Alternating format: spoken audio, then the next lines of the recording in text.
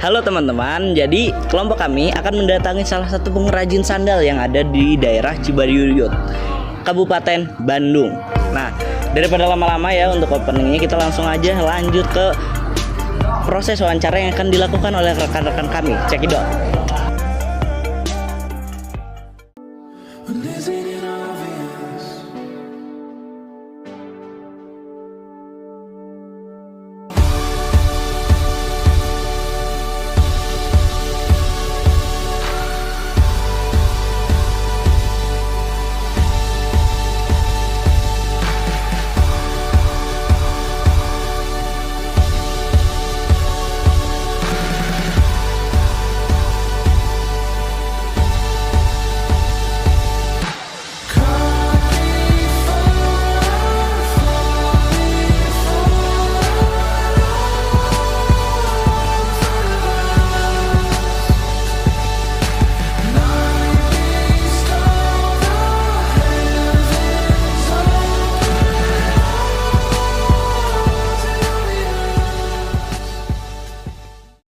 Wawancara dimulai. Halo guys, semuanya. Di sini kita ingin menanyakan beberapa pertanyaan kepada narasumber kami yang di sini sebagai pengrajin sendal. Oke. Sebelumnya Pak, boleh perkenalkan dengan Bapak siapa? Basri. Oke, dengan Bapak Basri. Ya. Bapak di sini kalau boleh tahu produk apa sih yang Bapak buat, kerajinan apa? Industri alas kaki berupa sendal. Oke. Jadi sendal ada, sepatu ada. Bahan utama yang Bapak gunakan itu apa ya Pak?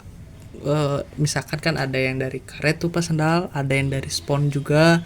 Bahan dasar yang Bapak gunakan itu apa ya Pak? Kalau boleh tahu?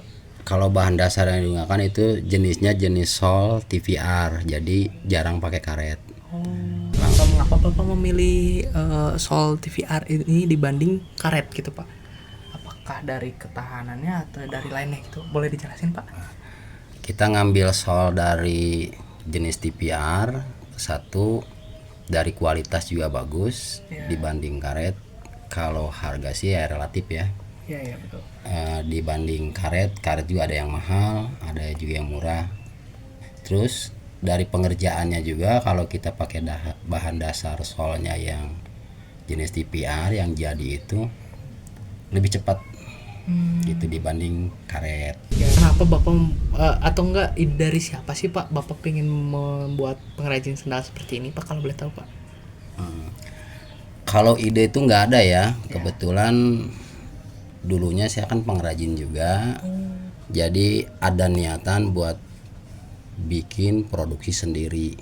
Jadi kita di sini tuh home industry ya, bukan pabrik gitu ya.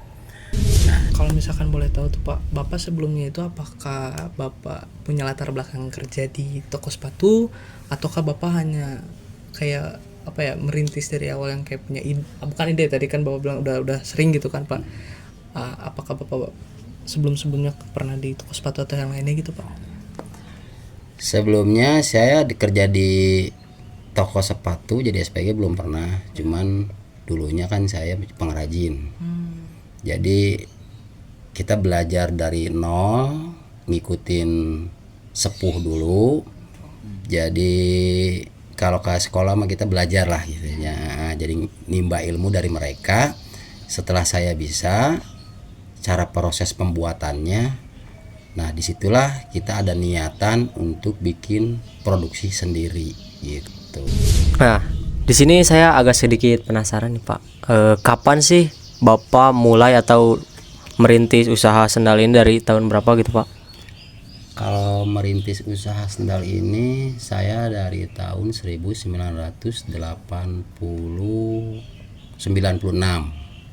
merintis sepatunya. Cukup lama berarti, cukup Pak. lama sampai saat ini masih bertahan. Di sini juga dari rekan kami ada penasaran nih Pak, bagaimana sih sejarah awal dari Bapak bisa sekecil usahanya nih ya, kecil sampai sekarang udah punya rumah mungkin Pak?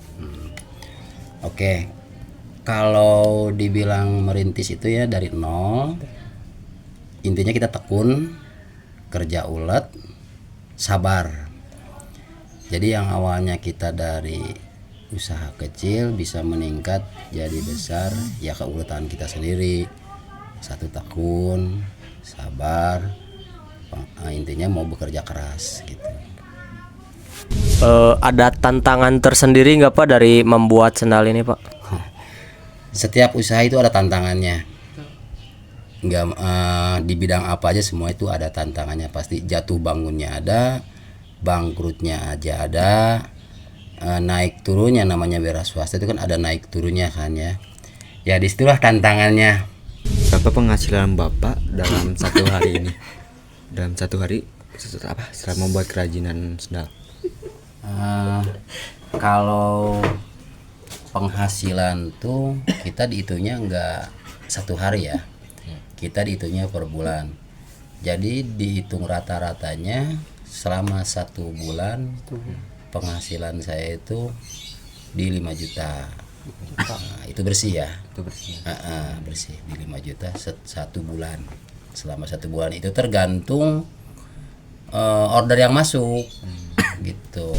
Di mana Bapak mendapatkan bahan itu dari membeli di toko atau dari distributor atau dari apa gitu Pak?